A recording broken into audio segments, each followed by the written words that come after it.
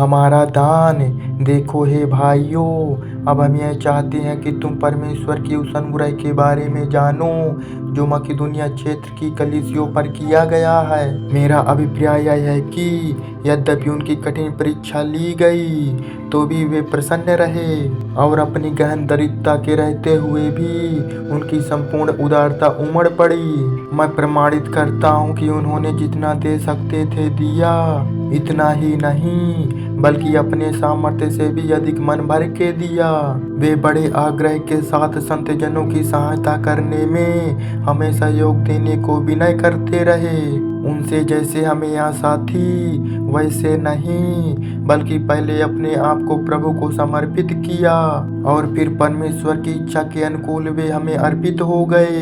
इसलिए हमने तीतुस से प्रार्थना की कि जैसे वह अपने कार्य का प्रारंभ कर ही चुका है वैसे ही इस अनुग्रह का कार्य को वह तुम्हारे लिए करे। और जैसे कि तुम हर बात में यानी विश्वास में, वाणी में, ज्ञान में, अनेक प्रकार से उपकार करने में और हमने तुम्हें जिस प्रेम की शिक्षा दी है उस प्रेम में भरपूर हो, वैसे ही अनुग्रह के इस कार्य में भी भरपूर हो जाओ। यह मैं आज्ञा के रूप में नहीं कह रहा हूँ बल्कि अन्य व्यक्तियों के मन में तुम्हारे लिए जो तीव्रता है उस प्रेम की सच्चाई को प्रमाणित करने के लिए ऐसा कह रहा हूँ। क्योंकि हमारे प्रभु यीशु मसीह के अनुग्रह से तुम परिचित हो। तुम यह जानते हो कि धनी होते हुए भी तुम्हारे लिए वह निर्धन बन गया ताकि उसकी निर्धनता से तुम माला माल हो जाओ। इस विषय में मैं तुम्हें अपनी सलाह देता हूँ, तुम्हें यह शोभा देता है। तुम पिछले साल न केवल दान देने की इच्छा में सबसे आगे थे बल्कि दान देने में भी सबसे आगे रहे।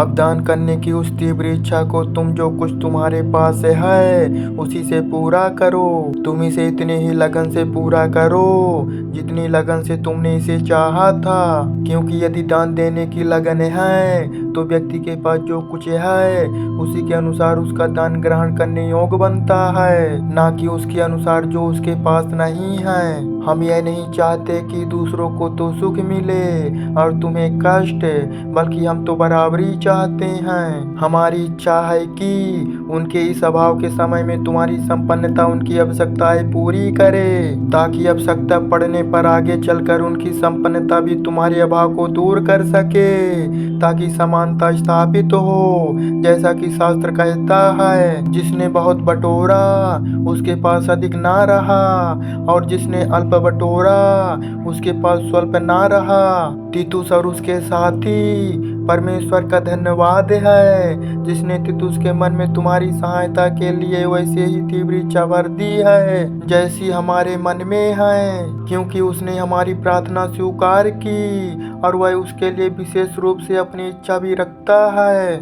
इसलिए वह स्वयं अपनी इच्छा से ही तुम्हारे पास आने को विदा हो रहा है। हम उसके साथ उस भाई को भी भेज रहे हैं जिसका सुसमाचार के प्रचार के रूप में सभी कलीसियों में हर कहीं यश फैल रहा है।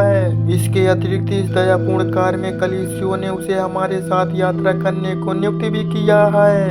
यह दया कार्य जिनका प्रबंध हमारे द्वारा किया जा रहा है स्वयं प्रभु को सम्मानित करने के लिए और परोपकार में हमारी तत्परता को दिखाने के लिए है। हम सावधान रहने की चेष्टा कर रहे हैं इस बड़े धन के लिए जिसका प्रबंध कर रहे हैं। कोई हमारी आलोचना करे क्योंकि हमें अपनी अच्छी साख बनाए रखने की चिंता है, न केवल प्रभु के आगे बल्कि लोगों के बीच भी। और उनके साथ हम अपने उस भाई को भी भेज रहे हैं जिसे बहुत से विषय में और बहुत से अवसरों पर अपने परोपकार के लिए उत्सुक व्यक्ति के रूप में प्रमाणित किया है। और अब तो तुम्हारे लिए उसमें जो असीम विश्वास है उससे उसमें सहायता करने का उत्साह और अधिक हो गया है। जहाँ तक तीतुस का क्षेत्र है तो वह तुम्हारे बीच सहायता कार्य में मेरा साथी और साथ साथ काम करने वाला रहा है। और जहाँ तक हमारे बंधुओं का प्रश्न है